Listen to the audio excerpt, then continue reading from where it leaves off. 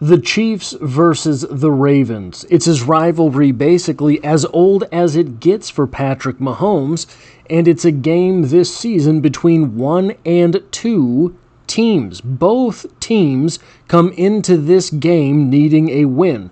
Not that a third loss of the season will sink either of these teams, but it certainly makes both of these teams very desperate not to get into a 1-3 situation, a 250 winning percent situation.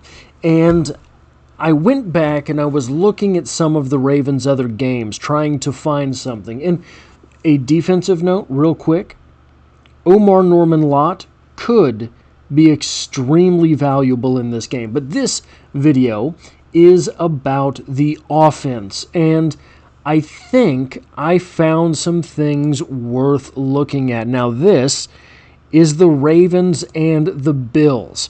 And I know you look at a game like this and you say, really, is there all that much to take from a 41-40 game? It sounds like things got out of control, and indeed, they did.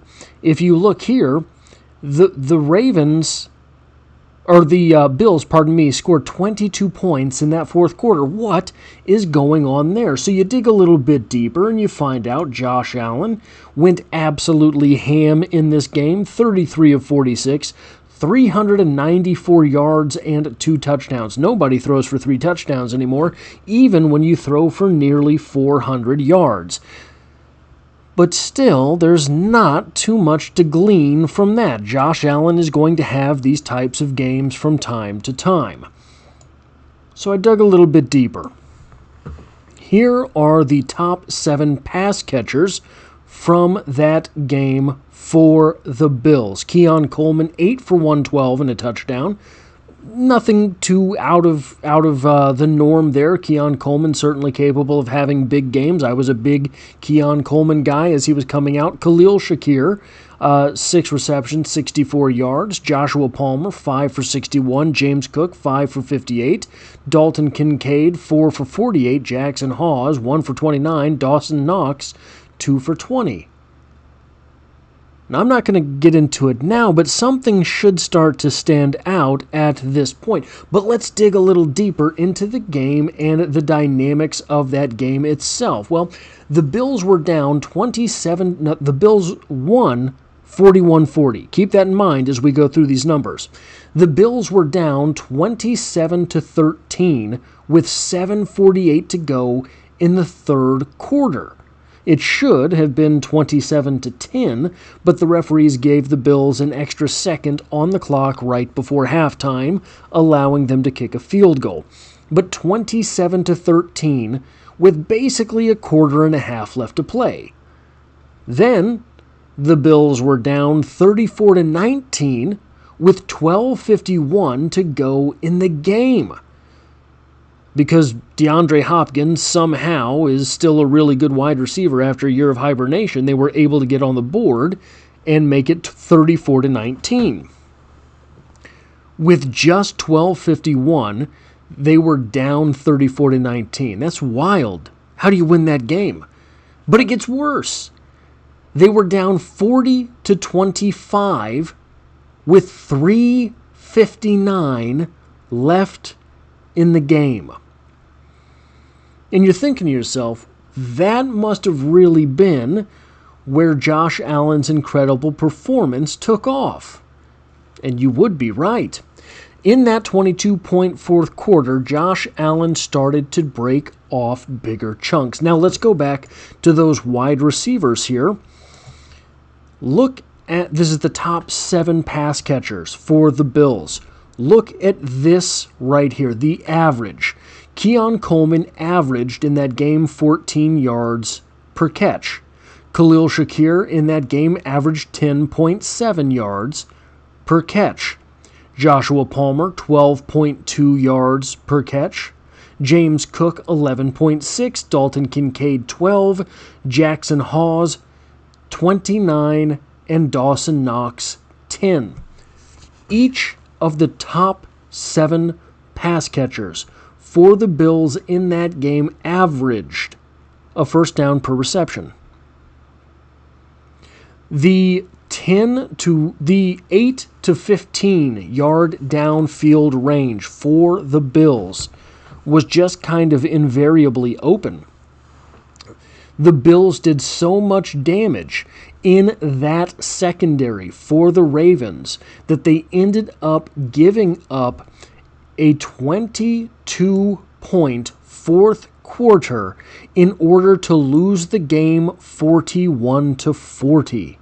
And by the way, the Bills on their final touchdown went for 2 in order to tie the game and missed it. They had to get an additional possession in order to drive and make that field goal. So, here's something worth keeping in mind. I'm not going to go into the RAS scores, that gets me in trouble sometimes, but it is definitely worth looking at something here. Hollywood Brown runs a 4.27 40-yard dash. It's very fast. Hollywood Brown has been, largely in his career, a deep threat guy, but for the Chiefs, he has mainly been a possession receiver, more or less. Still, he does have a good deal of his speed left, and we have seen him targeted downfield by Mahomes a few times already this season. All right, just keep that in the old memory bank. Then you have Tyquan Thornton. 4.28 40-yard dash, 1.51 10-yard split. Not the greatest 10-yard split, but that 40-yard dash of 4.28 is elite. That is what opens up this offense. We have seen Tyquan Thornton with several deep receptions this year. He is on pace for like 900 some odd yards this year, 969 or 869, one or the other. I can't remember off the top of my head. But he is being targeted deep for this offense. You see that 1.51 10-yard split. that's a good 10-yard split, but it's not an elite 10-yard split. I'll get back to why I'm bringing that up in a moment. Still, you have a guy who's 6'2.5", with 33-plus inch arms and a 4.28 40-yard dash. He's going to get opportunities down the field. Then we have the obvious, the return of Xavier Worthy. Xavier Worthy of 4.21 40-yard dash speed and 1.49 10-yard split speed. The interesting thing about Xavier Worthy is that he has not gotten a whole lot of opportunities in that 10 to 15-yard downfield range so far in his NFL career. But if you go back to college, he was absolutely elite in that range.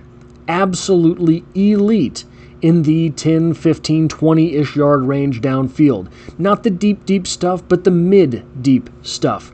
Absolutely elite there. He is able to break off a route and turn around and catch the ball. That, I think, is what we're going to see a good deal of in this game. Then we have Jalen Royals. Hopefully, he will get some reps this game. 6'205", 4.42 40-yard dash with an elite 1.49 10-yard split. So you've got two guys in Hollywood Brown and Tyquan Thornton that are really good deep threats. And then you have guys like Xavier Worthy and Jalen Royals who are going to tear up that 10 to 15 yard down the field stuff. So, if I can... Here's the Chiefs offense. Here's the line of scrimmage. Here is the 10-yard range. Here you've got Travis Kelce. Oh no, I didn't even know that did that. I may have just ruined everything. Here you have Travis Kelce. This is supposed to work. Kelce. Here you have Xavier Worthy, because we're going to put Worthy and Kelce on the same side of the field so that things don't go wrong. Then we'll say you have Hollywood Brown. Then we'll say you have Tyquan. Then we'll say you have Jalen Royals. Hollywood deep. You have Tyquan deep. You have Kelce over the middle of the field. You have Xavier Worthy 10 yards and turn around. Then you have Jalen Royals in the mid-range over here. We'll say a 10-yard in route. This is the stuff that would be absolutely unstoppable for the Ravens. At least it would have, or it would be if we see the same Ravens defense take the field versus the Chiefs that we saw against the Bills. This is this is an empty backfield, okay? So you know what you're getting. But we can do something else here as well. Xavier Worthy's over here, but we can start him over here. And we motion him across the field. That implies the threat of run during this play. So you don't have to have a running back on the field to convince the defense that it could be a run. In fact, if we go back to last year when these two teams played, Xavier Worthy had a long rushing touchdown against the Ravens. So you have here an offense that is kind of primed to just say, screw it, we're not running the football, and we don't care if you think we're going to. You have two tackles that are much better at pass blocking than they are at run blocking. The interior of your offensive line, Kingsley's going to get you into some trouble maybe. But if you have the defense on its heels absolutely terrified that you're going to be chunking them off for 15... that maybe didn't sound very good. You're going to be taking chunks of yards to the tune of 15 to 20 yards a pop. Yeah, maybe they're going to try to blitz you, but they're going to be very, very afraid to do so because we also saw Josh Allen react to that blitz by getting several decent runs in against the Ravens. So if they are blitzing you, this entire area of the field is open, meaning you can hit Kelsey there or Patrick can run himself. This is a perfect game, in my opinion, for the Kansas City Chiefs to go with an empty backfield. This is a perfect game, in my opinion, for the Kansas City Chiefs to look at one particular game from the Baltimore Ravens and say that right there is what we're going to do.